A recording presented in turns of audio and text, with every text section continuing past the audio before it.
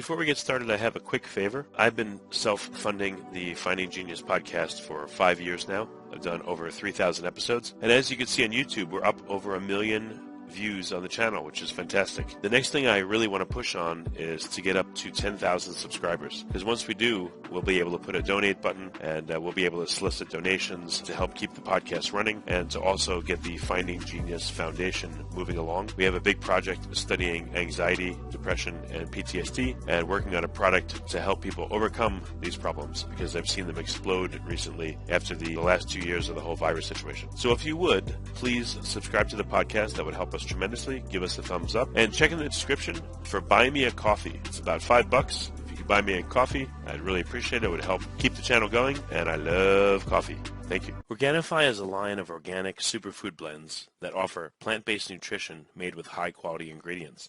Each Organifi blend is science-backed to craft the most effective doses with ingredients that are organic and free of fillers and contain less than 3 grams of sugar per serving, like Organifi green juice with essential superfoods and a clinical dose of ashwagandha. It helps reduce stress and support healthy cortisol levels. Or Organifi red juice, a superfood punch that increases energy without caffeine and only 2 grams of sugar. Each Organifi blend is easy to use simply by mixing it with water or your favorite beverage while on the go, and they don't compromise quality for taste. Organifi takes pride in offering the best tasting superfood products on the market at a price that works out to less than $3 a day. You can experience Organifi's high-quality superfoods without breaking the bank. Go to Organifi.com/genius and use the code GENIUS for 20% off your order. That's Organifi.com/genius. Use code GENIUS to get 20% off any item. Remember, www.Organifi.com/genius. Forget frequently asked questions. Common sense, common knowledge, or Google. How about advice from a real genius? 95% of people in any profession are good enough to be qualified and licensed. 5% go above and beyond. They become very good at what they do, but only 0.1% are real geniuses. Richard Jacobs has made it his life's mission to find them for you. He hunts down and interviews geniuses in every field: sleep science, cancer, stem cells, ketogenic diets, and more. Here come the geniuses. This is the Finding Genius Podcast with Richard Jacobs. Before we get started, I have a quick favor. I've been self-funding the Finding Genius podcast for 5 years now. I've done over 3,000 episodes. And as you can see on YouTube, we're up over 1 million views on the channel, which is fantastic. The next thing I really want to push on is to get up to 10,000 subscribers. Because once we do, we'll be able to put a donate button and we'll be able to solicit donations to help keep the podcast running and to also get the Finding Genius Foundation moving along. We have a big project studying anxiety, depression, and PTSD and working on a product to help people overcome these problems because I've seen them explode recently after the last 2 years of the whole virus situation. So if you would, please subscribe to the podcast. That would help us tremendously. Give us a thumbs up and check in the description for Buy Me a Coffee. It's about $5. If you could buy me a coffee, I'd really appreciate it. It would help keep the channel going, and I love coffee. Thank you. Hello, this is Richard Jacobs with the Finding Genius podcast, now part of the Finding Genius Foundation. I've got a great guest today, George Gammon. He's the founder of Rebel Capitalist. I found him because I watched YouTube, and I've heard him speak with Robert Kiyosaki and a number of other high-end people that are in economics and finance, and he's got some really pithy, useful comments. I don't always understand them, frankly, because I think George knows maybe too much. But again, I really value what he has to say, so I'm really thankful he's on my show. So we're going to talk about the economy, the state of the economy, what may happen in the near future, and welcome, George. Thank you for having me. I'm super excited to be here. Yeah, if you would, tell me a bit about your background first, and listeners. How did you get to care about the issues that you look at and, do your analyses? Like, what's your history like? Well, I almost flunked out of high school. I've never taken an econ class or a finance class in my life. So we can, full disclosure. No, but I was an entrepreneur and I retired in 2012 at the ripe old age of 38. And when I retired, I had enough to where if I earned maybe a 5 or 6% return on my money, I wouldn't have to go back to work. So that was kind of how the math worked out. And I didn't want to delegate that responsibility to a financial planner. As an entrepreneur, right or wrong, I had an extreme amount of confidence in my own ability. So I wanted to invest my own money, but I learned very quickly that the skill set that makes you a good entrepreneur is pretty much the exact opposite of the skill set that makes you a good investor. So I started doing a ton of research to try to figure things out. At this time, again, this was 2012 summer. I didn't know what a yield curve was. I didn't know what the Fed was. I mean, I knew absolutely nothing, zero. And I was in Singapore at the time at the Marina Bay Sands, and I had about 10 minutes before dinner date. And I was on YouTube, and I stumbled upon a series from one Milton Friedman called Freedom to Choose, or Free to Choose, I think it was. And that just completely changed my world. He just articulated everything that I had in my mind so eloquently. And from there, I started researching Thomas Sowell, who is now probably my favorite economist. And then I started studying investors that had kind of that Austrian mentality, the Austrian School of Economics. Guys like Jim Rogers and Jim Grant, Peter Schiff, Doug Casey, Rick Rule, just to name a few. And my favorite was by far Jim Rogers. And so, his whole thing is just, you want to buy things when they're cheap and sell them when they're expensive. So at the time, real estate was very cheap. So I started buying a lot of real estate, and that was my entry into the investment arena. And then if you fast forward to 2019, I stuck with the real estate, but I started investing overseas. And I was just absolutely passionate. Going back to 2012, that's what really triggered my enthusiasm for macroeconomics. I don't know if this may be laughable, but are there any current politicians that have any shred of, non-Keynesian or Austrian economics in their blood and in their words, or is it there's no one out there that's really, speaking about what is really happening economically? There's a couple guys that might have a decent idea of how Austrian economics works. And Ron Paul was the perfect example. So I would assume he taught a lot of that to Rand, but they might kind of understand it at surface level, but there's no politicians that I know of there's no central bankers for that matter that truly understand economics, global macro, when you are considering the global dollar monetary system. And we can get into that and what makes that very unique, esoteric, and very complex to the point where these central bankers don't even understand it. If you want me to go down that path, I'm happy to, but I don't want to bore all of your listeners. But anyway. No problem. But yeah, keep going with your history, please. Yeah, that's how that in 2012. That's what really sparked my interest. And then in 2019, I was investing in real estate. I started in 2015. I started investing in real estate in Colombia, outside the U.S. Started a TV show about remodeling, like an HG TV show. Had a staff, editors, camera people. We got done with the first season, and I said, well, let's start a YouTube channel because we had a bit of a break there. And I didn't think anyone would want to watch a video on macro, but that was really what I was passionate about. So I started doing videos on real estate, which I really, obviously I enjoyed. But those videos didn't do real well. And the whiteboard videos that I did on macroeconomics did extremely well. So it just worked well, and the channel, blew up. And maybe 8 months later, so we had 100,000 subscribers. Now maybe, 375. I've got a couple channels, so we got over 400 total, about 2 million views a month. And the podcast gets, maybe 1 million downloads or something like that. And now we've been able to do live events and continue to just talk to super interesting people in the economic space. And I'm just, every single morning I wake up and I'm super excited. I'm just doing what I love. No, that's excellent. Your audience, what information and guidance do they seem to crave? Like, do they really want a macroeconomic picture? And if so, why? Or do they want a personal economy type picture for themselves? Well, I think they're one and the same, in the sense that in order to build your financial future for yourself and your family, you have to have an understanding of macroeconomics. I always tell people we're not living in 1981 where, Paul Volcker comes in and brings the Fed funds rate up to 18 or 19%. You could just buy the long bond, we call it. You could just buy a 10-year treasury and just sit on it and do nothing. Investing has never been easy, but it was a lot easier back then. You didn't have to really know what was going on with the mark, or you didn't have to know what was going on with Malaysian palm oil or something like that. Now you've not only got to understand that, just even if you're just a simple average Joe or Jane in the United States, you not only have to understand how that stuff works, but you also really have to understand the global monetary system, because at the end of the day, there's all these cross currents at play. And I use the GFC as a good example.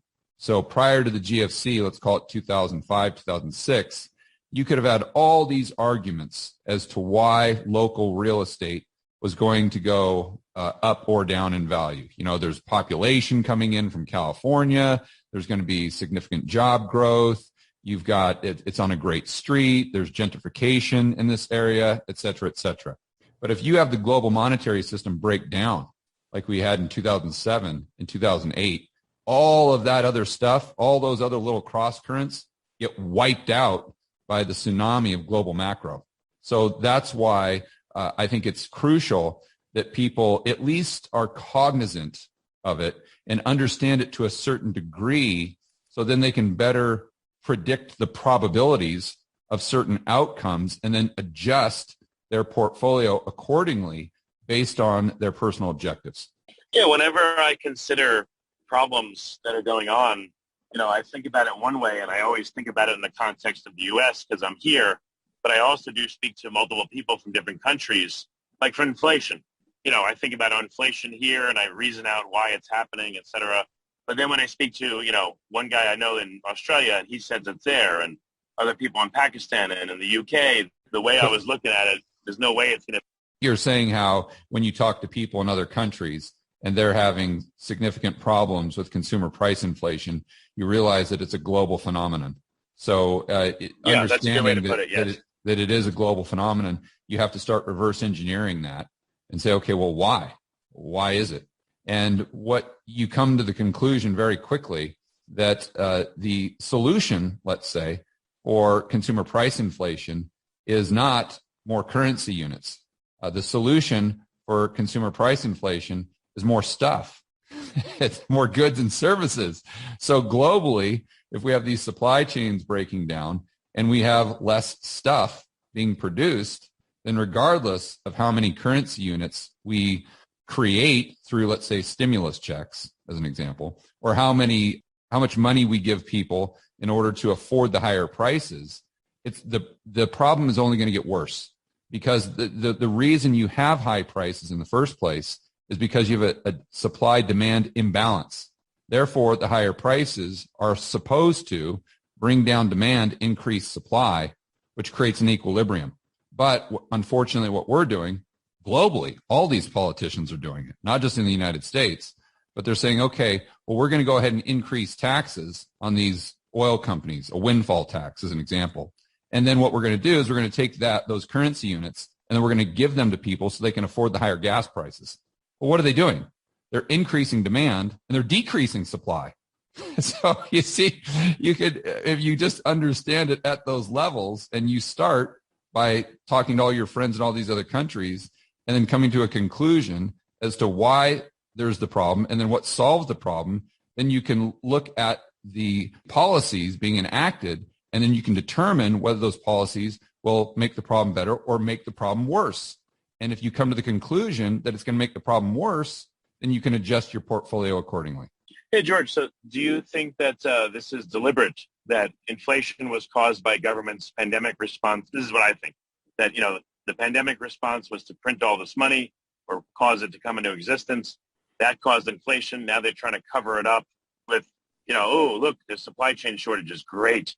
That'll artificially prop up demand. And, oh, we're going to do, like you said, this windfall tax, and that'll artificially prop up demand and maybe hide this inflation. Do you think that's what's happening? To a large degree, yes. I mean, a simple thought experiment that I've used on a lot of my videos is if you go back to 2019, and let's say that we never had COVID. Therefore, we never had lockdowns. We never had stimulus checks.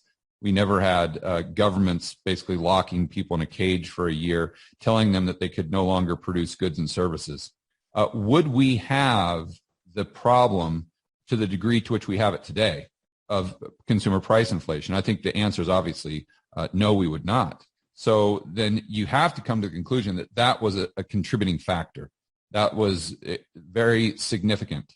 And so again, it takes you back to better understanding how we can solve the problem and how the policies that they are enacting today are just really, they're not even just kicking the can down the road.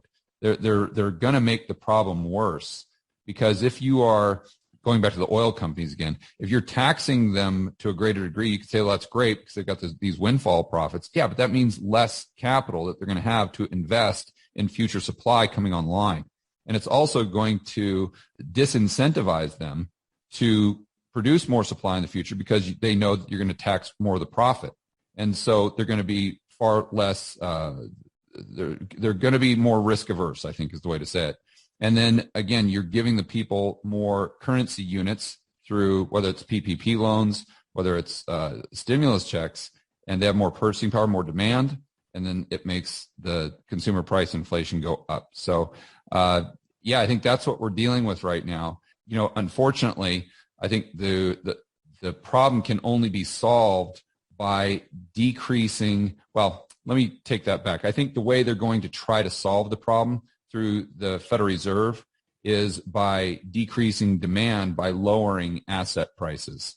So again, this is another reason why I think understanding the global macro picture is very important, because I would assume most of your viewers or listeners have the majority of their net worth in their home equity or in their 401k.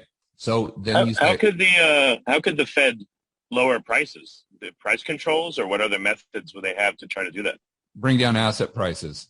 So if you're looking at the consumer debt, the balance sheet, or corporate debt, sovereign debt, we're at all-time highs. So it's very difficult for them to just raise rates to a point where they could significantly affect inflation, because theoretically you'd have to take interest rates into where the real rates were positive. So what that means is if you take interest rates and increase them, you've got to get them above the rate of consumer price inflation in order to have positive real rates. And that would mean that they've got to take interest rates up to, call it 8.59%. We're at 75 basis points right now. So there's absolutely no way they can do that. There's no way they can do that alone. So the other dial, let's say, that they have right now would be the fact that it's unfortunate, but it's a fact that a large percentage of the U.S. economy is dependent upon asset prices, because a large portion of people's spending power is a result of their 401k being extremely high, their home equity being high. So the Fed knows that they can't normalize rates. They might be able to increase them 75 basis points, maybe get it up to 1.5% or something like that, but that's not going to move the needle to a significant degree for consumer price inflation. And that's what the politicians are most concerned with, because inflation is political kryptonite.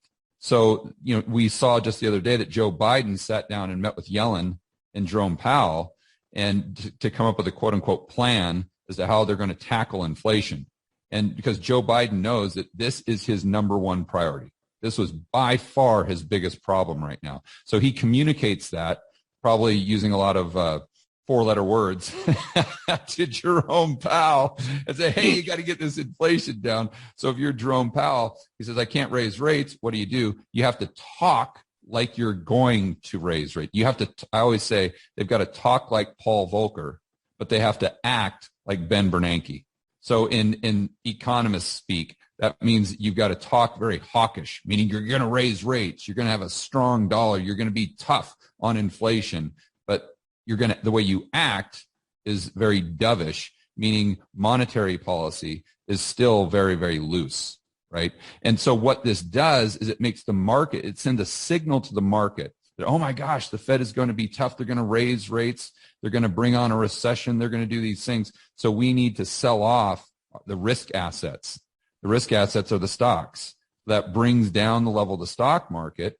And if it brings down the level of the stock market, that decreases people's purchasing power. They have less disposable income. They buy less stuff. And in an economy that's 70% consumer spending, that contracts the economy very slowly and orderly, and it brings down the rate of inflation. I don't think it'll bring it down to 2% again, but it brings down headline CPI to, let's say, 6%, 5%, that gives the administration some political cover going into midterms. But what about natural market forces that would bring down inflation? Like, prices of essentials are going up and people are getting squeezed, then I would think a higher percentage of their monthly budget that they live on has to go to essentials. So there's less money for, to buy cars, there's less money to buy Starbucks, et cetera. So wouldn't that reduce demand and therefore bring prices down in certain areas, but it would funnel, again, more money to the essentials? Absolutely. And this is a great point. So you're talking about the difference between the 1940s and the 1970s as far as consumer price inflation. So in the 1940s, we had massive inflation in 1947, as an example, where the CPI got up to 19.5%. But then 2 years later, we had deflation. It was -3. So you had this huge swing and prices came down, and the Fed didn't raise rates because the yield curve was pegged during that time. The long bond, they'd only allow it to trade at a max of 2.5%, where in the 1970s, now inflation didn't go up in a straight line. Inflation is always very volatile. So it goes up to 10%, down to 8%, up to 11, down to 9, down to 6, up to 12. But it's gradually going higher and higher. This was a result of different dynamics at play. So in the 1940s, you had supply chain issues. You had supply shocks. This is what drove prices higher, along with the price controls that they had after World War II, or during and after World War II. And so then in the 1970s, you had a monetary expansion. So going back to your scenario where you talked about robbing Peter to pay Paul, if the monetary, I should say broad money, if the number of dollars that are circulating in the real economy chasing goods and services is increasing, then they're going to have the money to pay the gas or to buy the gas and the food and the shelter. But then they're also going to have the currency units to buy the other stuff. So aggregate demand doesn't go down. So you just see this inflation price spiral, right? But if we're not creating more currency units, then to your point, some prices are going to go up, which is going to suck money or purchasing power away from other things. They're going to go down, and it's going to be far more like the 1940s. So the question becomes, okay, are we going to get more currency units? And how do we get them? Well, 2020 gave us a great example because M2 money supply went up, increased by over 20%. How'd they do it? They did it through government deficit spending that was monetized by the Federal Reserve, meaning the Federal Reserve was doing all this quantitative easing, buying a lot of that debt. So we saw the amount of dollars really spike up. So you have to answer an economic question by first and foremost answering a political question. In the future, if we have a recession, which we most likely will, if the Fed is able to bring down asset prices, bring down inflation, are they going to come back in with more fiscal deficit spending that's being monetized by the Fed? And if they do, that most likely increases the currency units. And then we go right back into a period, let's say a year or two, where we have significant rates of inflation that may exceed the headline CPI we have seen throughout 2021 and into 2022. But you see the difference there. Is it just going to be a supply shock, or is it going to be a supply shock combined with more and more currency units? Yeah, I guess the Fed is going to intervene because they just can't help themselves. And then it's like them going on a diet. Oh, I'm not going to eat donuts anymore and ice cream. And after 2 days, they're like, I can't take it anymore. Forget it. We're going to eat donuts and ice cream. It sounds like that's what's going to happen. They're going to try to look as if they're doing stuff to fight inflation. But then if things get bad, again, politically, they'll be in such jeopardy. They're like, they'll probably say, well, we're just going to spend and try to go the other way. Yeah, people have to realize the economy is very similar to a heroin addict in the sense that it needs more and more of the drug to sustain the same levels of economic activity, right? And so in this case, it's monetary heroin. And what happens is if you just take away that monetary heroin, then the heroin addict goes into withdrawals and you got big problems. So then if you're dealing with this heroin addict, if you don't want them to die of a heart attack or whatever that withdrawal would do, then you need to give them more heroin to prop them back up. And you can sit there and talk tough, like, oh, we're going to take away the heroin. We're going to take away the heroin. But when you do, sometimes, most of the time, they're going to inject more of the drug because they don't want to deal with the pain of those withdrawals.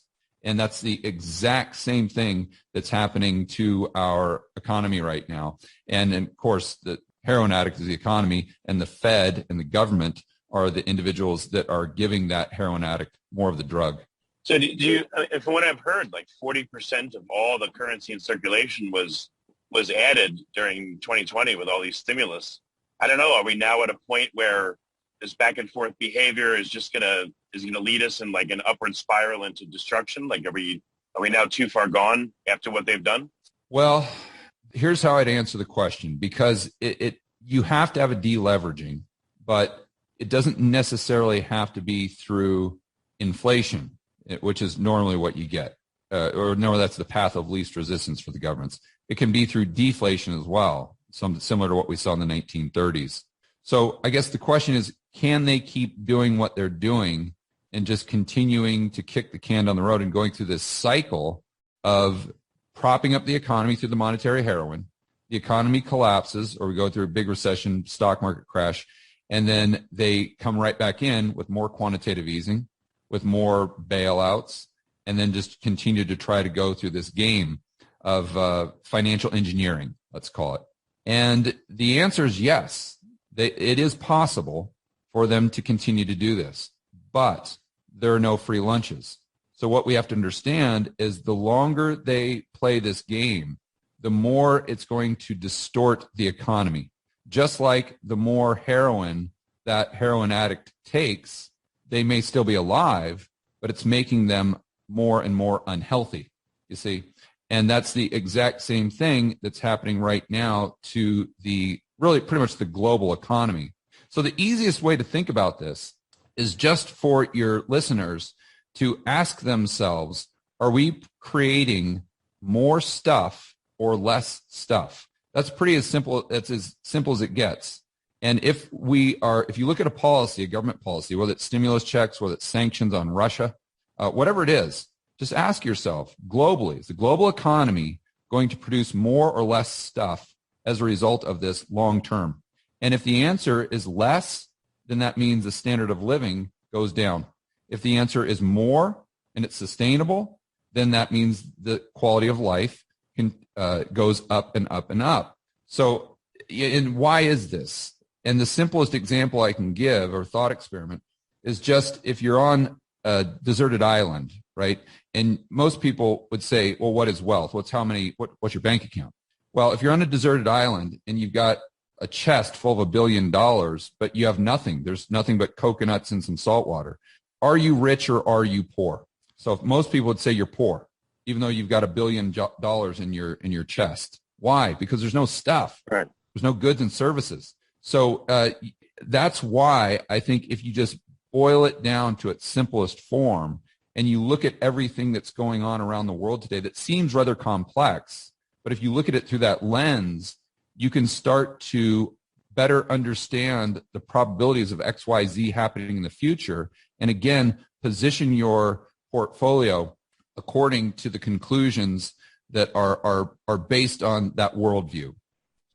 Organifi is a line of organic superfood blends that offer plant-based nutrition made with high-quality ingredients. Each Organifi blend is science-backed to craft the most effective doses with ingredients that are organic and free of fillers and contain less than 3 grams of sugar per serving, like Organifi green juice with essential superfoods and a clinical dose of ashwagandha. It helps reduce stress and support healthy cortisol levels. Or Organifi red juice, a superfood punch that increases energy without caffeine and only 2 grams of sugar. Each Organifi blend is easy to use simply by mixing it with water or your favorite beverage while on the go, and they don't compromise quality for taste. Organifi takes pride in offering the best-tasting superfood products on the market at a price that works out to less than $3 a day.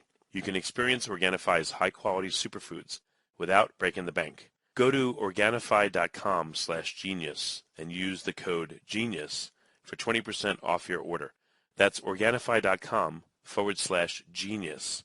Use code GENIUS to get 20% off any item. Remember, www.Organifi.com/genius. So if you're in a country that's a net importer, you're kind of out of control in terms of what you're going to pay for things.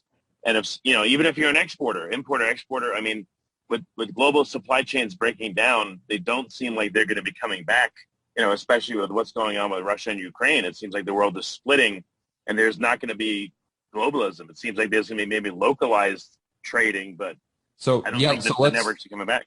That's a great point. So let's go through that. Let me just ask you the question. If that's your worldview, which I think is a very solid analysis, does that mean over the next 2 or 3 years, globally, we produce less stuff or more stuff? I don't think, even if we produce more stuff, if it doesn't get to you, what's the difference? It's as if it wasn't produced. But they're not going to produce it if the demand's not there. They're not going to produce stuff just to produce stuff unless the demand is local or you've got foreign demand, right? So if they're not able to ship it at some point, they're not going to continue to create widgets at a loss. So the answer there is it's less stuff. So if we have less stuff, regardless of how much UBI, or universal basic income, or regardless of how many, how much quote unquote free money the government is giving us, it's just the prices are going to go up to a level that is equal to the level of new currency units that are issued. Therefore, the purchasing power doesn't get any greater. And I would argue that it actually goes down because of the economic distortions that are created by that quote unquote free money and the government meddling in the free market process. Let's go back to the stimulus checks that were given out in 2021. Well, then what happened? We had this massive labor shortage that we're still kind of trying to work through today, right? And I would argue that the labor shortage was not only a result of the stimulus checks, but also because the Fed stepped in and provided, well, we won't go into the details, but basically they created an environment that was conducive for the stock market doubling or whatever it did since March of 2020, right? So, and then home equity explodes higher. You had cryptocurrency go from about 800 billion in market cap up to $3 trillion in market cap. And one of the big reasons was because of what the Fed was doing in response to COVID, right? So you've got all these things that are at play. And then you say, okay, well, if I'm a worker, why would I want to go back to work for 40 grand a year? That doesn't make any sense whatsoever when my house has just doubled in price. I can always just live on that. And, housing prices go up forever. So now I'm rich. Same thing with your 401k, same thing with your cryptocurrency. Plus, you've got all this savings in your bank account from the stimmy checks that were given to you. So why on earth would you not retire early? Or why would you go back to work if you were a 25-year-old guy that was working retail? Of course you wouldn't. So what does that do? That creates an economic distortion. Then this is where the Austrians really get it right. And it creates malinvestment. And so when the money spigot, if you will, turns off, now all of a sudden there's no workers and the prices are sky high. And are we producing less or more? We're producing a lot less because everyone's staying at home, living off their stimmy check. So as a whole, the society get poorer or richer. They get poorer, even though they might have more savings. The price of stuff has gone up to a greater degree. And then we see this even with the BIS numbers. We see this with and the domestic numbers here in the United States. We see that real wages are going down, not up. So sure, nominal wages are going up, but when you adjust for inflation, they're going down. So all of these not just inflations, but if you're pushed into a higher tax bracket, part of the money you earn, I mean, that also puts you backwards too. So you may make more per hour, but if you end up paying more taxes than you did before, maybe you gain no ground or you go backwards in that sense too. You go backward. Yeah. So think about, that's a great point. So the wages that you're getting are decreasing in purchasing power. In addition to that, you're getting put up into a new tax bracket where they're taking away a higher percentage of your income. So your purchasing power really is going down. And you, on paper, think, hey, I just got a raise. Great. Why is it that I'm a lot poorer than I was in 2019? And this is why. Yeah, this is bad news. I mean, I know it's impossible to predict, but what do you see as the timeline for here what are people going to experience, and how's their behavior going to change? Let's say just for the rest of this year, 2022, in the U.S., let's say. Yeah, I think the Fed is going to continue to try to talk down the markets. They said in June they're going to start quantitative tightening. So they should, I noticed just yesterday their balance sheet is going down slightly. So they might have already started quantitative tightening, which is pretty much the reverse of quantitative easing, when instead of buying bonds, they're selling them back into the market, reducing the size of their balance sheet. And this could most likely, or will most likely, bring down stocks and maybe housing, but mostly stocks even more. I think, we just had an inverted yield curve. The GDP growth for Q1, real GDP growth was negative 1.5%. So I think the probability is high we go into a recession in Q3, Q4, maybe Q1 of 2023. I do think that the CPI will come down from 8.3, maybe in the 7 range, 6 range, something like that. But then it all depends on what the government's response to the economic slowdown is, as far as what we will see in 2023. Now, I think as far as people's portfolio construction, what would be wise is to look at, well, I can't give any specific investment advice, but I can tell people what I'm doing. And right now I'm holding a little bit more cash than I normally would in my portfolio, because I know that the Fed is trying to bring down the stock market. And they're thinking it's like a dial, like your thermostat. It's not. We could wake up one morning and the stock market's down 10 or 15% and like, oh my gosh, what just happened? They're trying to bring it down in a disorderly or in an orderly fashion, but it may be disorderly. And to have a little dry powder on the side, it gives you the opportunity to take advantage of some things that might get very, very cheap, just like we saw back in March of 2020. And then longer term, I think that everything we're talking about, as far as less and less stuff, you were talking about deglobalization. All right. Well, and you're talking about supply chains, and we're talking about sanctions. All of this means less energy. It means less energy available, not just oil, but natural gas and many other things, mostly commodities, right? I should say most of the commodities, not just energy. And people don't understand how important natural gas is. Natural gas is one of the main components of fertilizer. So if you don't have natural gas, you don't have food. People need to understand that very quickly. So all of the things that these governments are doing, these politicians that do not understand economics, is they're creating an environment for the amount of stuff available to us to decrease. And energy has very inelastic demand. Also, they're creating an environment that is disincentivizing future production of XYZ energy source, such as coal, such as oil, such as natural gas, right? The ESG movement is a great example, right?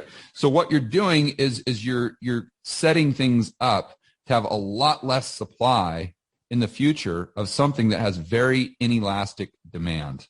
And that means that the price most likely goes way up, even if demand goes down slightly. You get, well, we got electric cars, we've got all these things.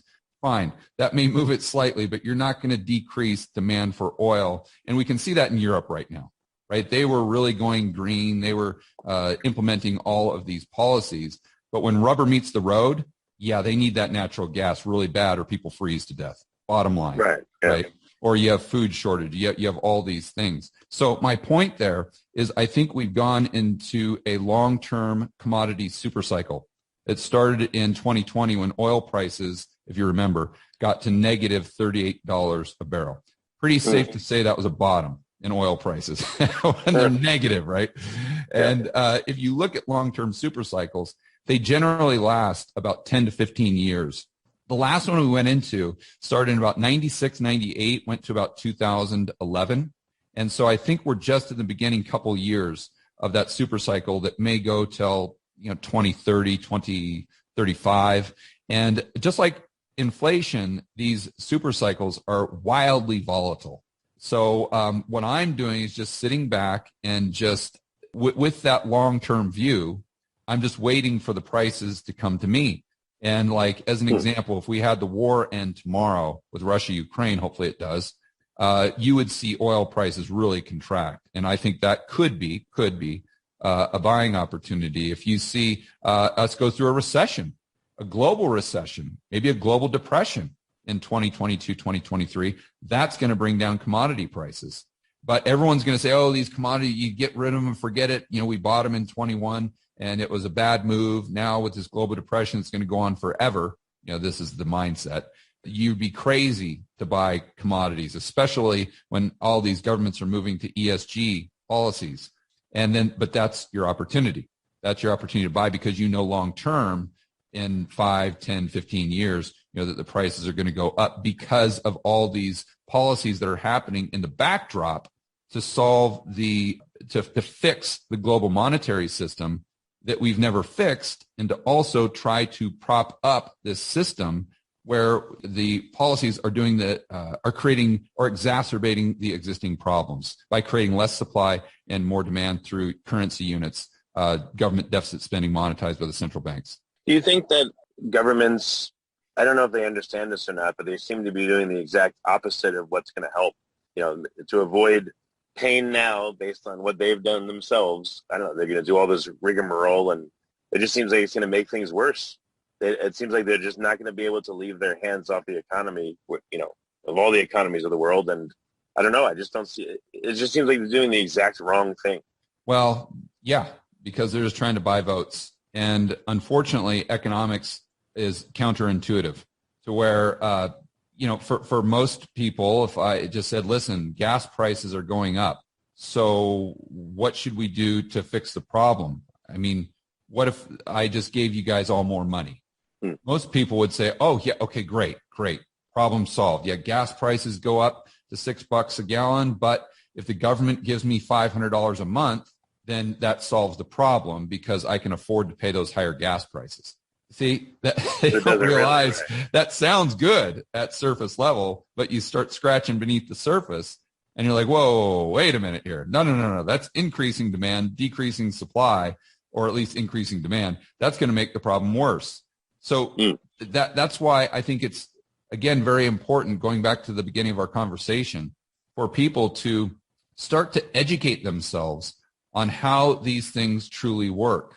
And, you don't have to spend hours a day like I do, but just, maybe on a weekend here and there, just dive into some YouTube videos. Watch Free to Choose by Milton Friedman, as an example. It's still on YouTube. It was a PBS series in the late 70s, maybe early 80s. But then you start to really kind of start to understand how things work to a greater degree.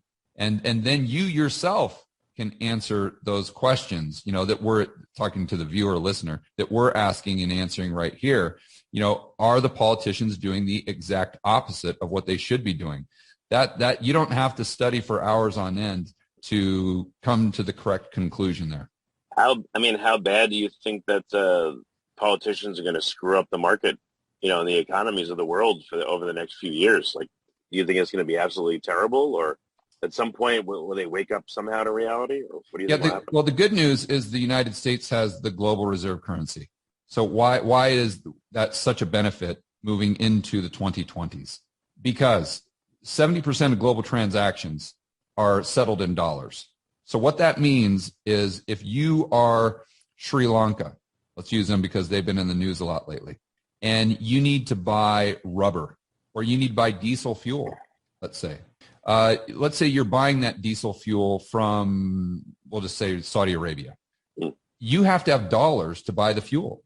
You can't give them your local currency. They won't take it. So where do you get the dollars? Well, you have to produce something that is sold in dollars. To get that dollar cash flow, you need to buy the other stuff to run your economy. You see, the U.S. is the only country that doesn't have that problem. So we don't have to produce to consume. All we have to do to get that rubber or to get that diesel fuel is quite literally print the money and give it to, we don't have to produce anything. So now I'm not saying this is a good position, because in the long run, this is going to come back to bite us because there is no free lunch. So it's created more and more economic distortions. And we talk about hollowing out the middle class through the exportation of our manufacturing base. And this is one of the things that has led to that. as far as the dollar being the world reserve currency. But as of right now, when we're going through the 2020s, where there's because of this protectionism and deglobalization and hoarding of the stuff that the local economies need, you're going to have more and more leverage, and you're going to have an increased benefit, the United States is, by having a currency that they can print in order to get all of those goods that are in short supply, all those commodities that are essential to life. Now, it's not to say that the prices won't go up. They absolutely will. But what we're seeing in Sri Lanka right now, or in Turkey, but more so in Sri Lanka, is it's not just prices are going up. They don't have it at any price. Right. Like they don't have diesel at any price. Right. And so I don't think we're going to get to that point in the United States to where we just don't have it at any price, but the price is definitely going to go up because we're going to have to suck that supply from the rest of the world by offering a higher bid. And, it might come through money printing. And if it does, which it most likely will, that means that although we have the stuff, the standard of living still goes down significantly because we see a rise in consumer price inflation, while at the same time, the incomes of people are not going up at the same rate. And again, we kind of make the problem worse by the politicians having to bring down the rate of inflation in the only way that they can to get reelected, which is bringing down the stock market. And you get a 1970s type of situation where we had significant consumer price inflation, but the stock market in nominal terms went down between 1972 and 74 by over 50%. And so you really have a squeeze of this purchasing power, which will most likely result in many, many quarters, maybe not consecutively, but many, many quarters throughout the 2020s of negative real GDP growth or negative economic output, which reduces the standard of living. There's no way to get it. It's just, that's the end game. It's just a matter of how do you get from A to B? Is it through stagflation? Is it through deflation like the 1930s? There's no way to get from A to B without going through some significant economic pain.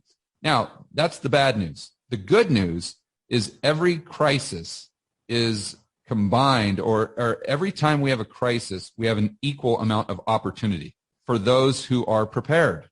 You go back to the GFC, go back to the dot-com bust, go back to the 1970s, go back to Weimar Germany. That's a great example, right? So I don't know if you've ever heard the story of Hugo Steins. He was one of the richest people in Germany at the time. So this would have been 1920, 1921.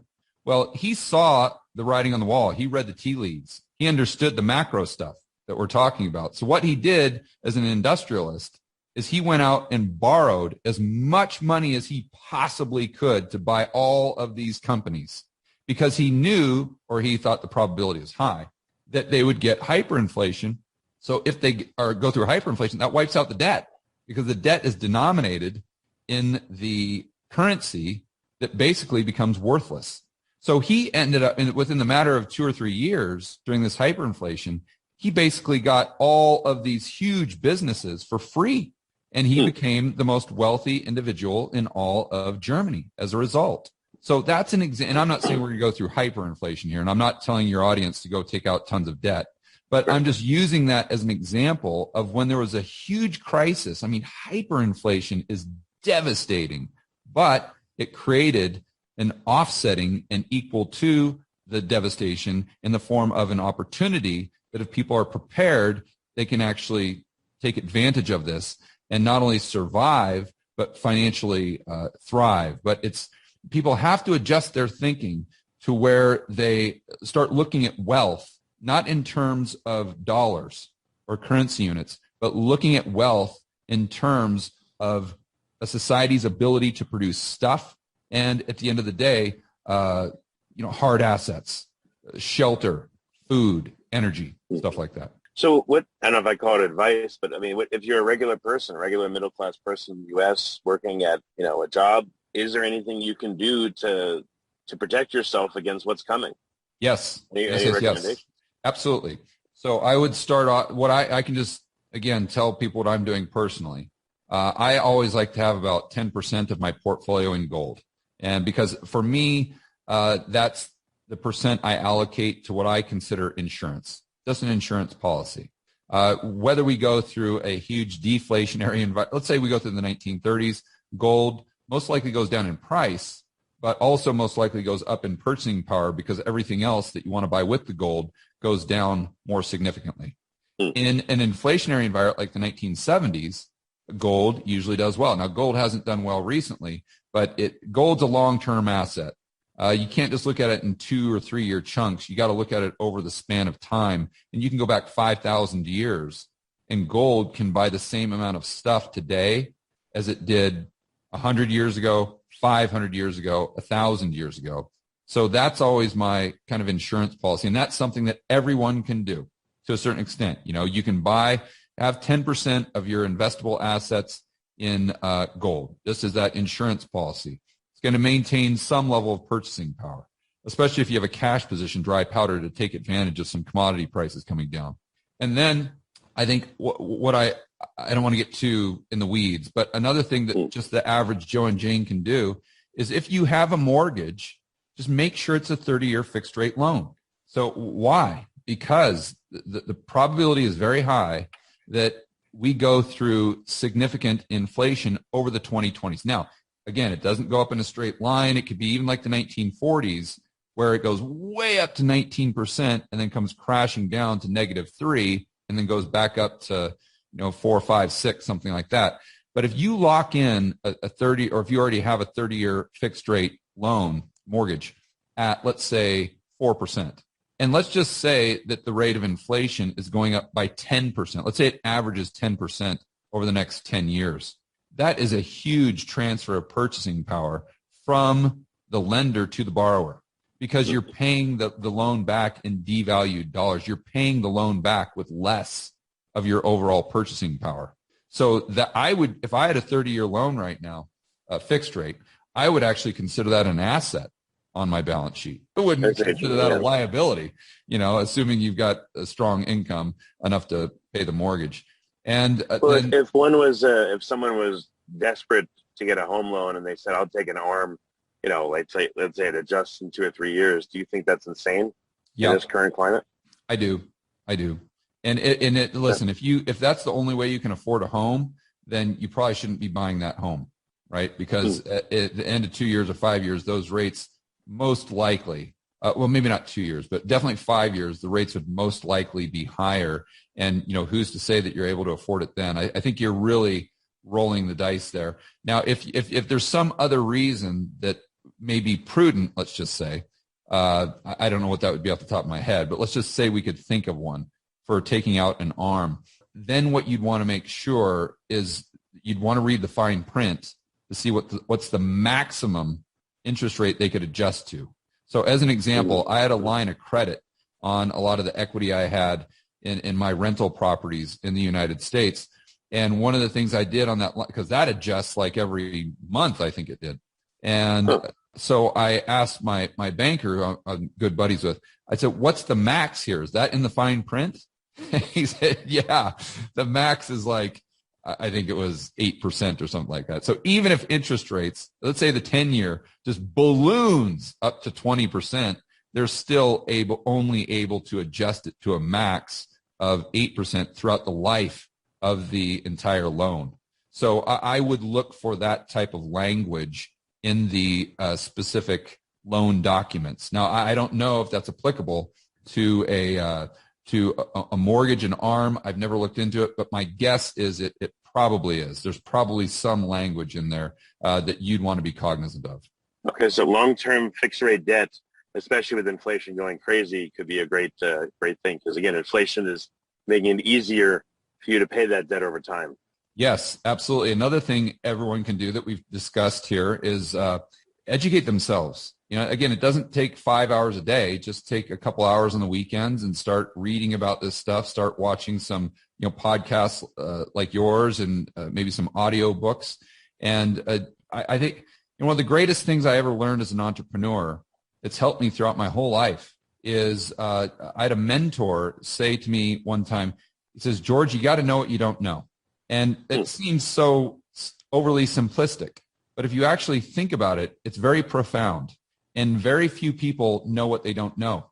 And that creates an immense amount of risk, unnecessary risk. So if you can just start writing down what you don't know and then start educating yourself on that basis, you're going to be way ahead of everyone else. And that's going to give you a significant edge. Another thing people can do, start building a network.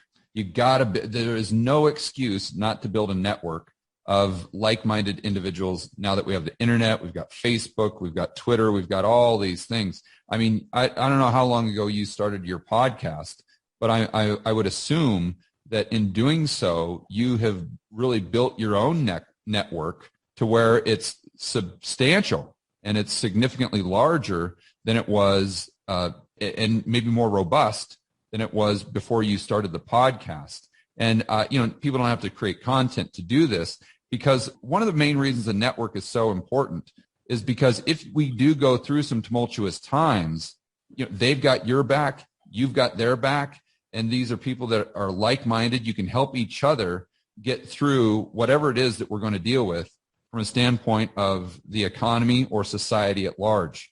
And this goes into the last thing that would be maybe more so just locally, is just have a great community, talking to your neighbors. I mean, I just got done interviewing and talking to a good friend of mine named Lynette Zhang, and she's local in Phoenix here. She has her own urban farm where just from her property, she feeds about 200 people. Wow. And she gives away most of the food that she grows to local shelters and whatnot.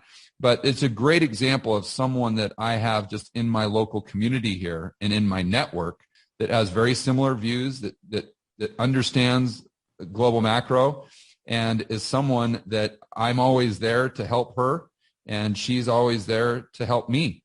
And what's your downside there, right? Absolutely nothing. And then from a standpoint of finances, I've got Rebel Capitalist Live, which is a live event, a live conference I do, which is my way to really kind of monetize my podcast.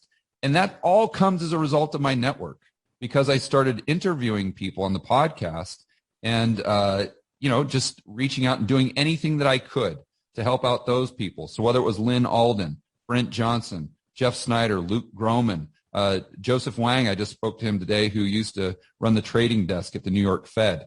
These are all people that, you help them out when they need help, and you just become friends. So when I start my first live event, I just call them up, say, hey, you want to speak? They're like, yeah, no problem. And then these are people that everyone would want to listen to and meet live. And now all of a sudden you've got a little side hustle. You've got a revenue stream coming in that's a result of you just building that network. And again, what's your downside there? And there is so much upside if we go into some tumultuous times. And so I think that's the best advice I can give people. No, that's great, George. I appreciate it. So we're out of time. So where can people go to, again, engage with you more? So you said you have your conference, Rebel Capitalist Live, but what's the name of your YouTube channels that they can go to, and how can they engage more with you? Yeah, so thank you very much. The YouTube channel, the main one, is George Gammon, just my name, typical spelling, last name Gammon, and that's where I do whiteboard videos and a lot of interviews with the people some of the people we were discussing there, a lot of different people, not just from macro, but the entrepreneurial space, finance. And then the other channel I have is Rebel Capitalist. That's kind of like daily live streams where I talk about the news. The podcast is Rebel Capitalist, but you can just Google my name and it'll all come up. Yeah, I thought it'd be funny for previous issues of your stuff. You can call it Backgammon. Just a bad joke. There you go. Yeah, that's a good one. Yes, good. Well, George, thanks so much for coming on the podcast. I really appreciate you being here. Well, thank you for having me. It was a lot of fun. Organifi is a line of organic superfood blends that offer plant-based nutrition made with high-quality ingredients. Each Organifi blend is science-backed to craft the most effective doses with ingredients that are organic and free of fillers and contain less than 3 grams of sugar per serving, like Organifi green juice with essential superfoods and a clinical dose of ashwagandha. It helps reduce stress and support healthy cortisol levels. Or Organifi red juice, a superfood punch that increases energy without caffeine and only 2 grams of sugar.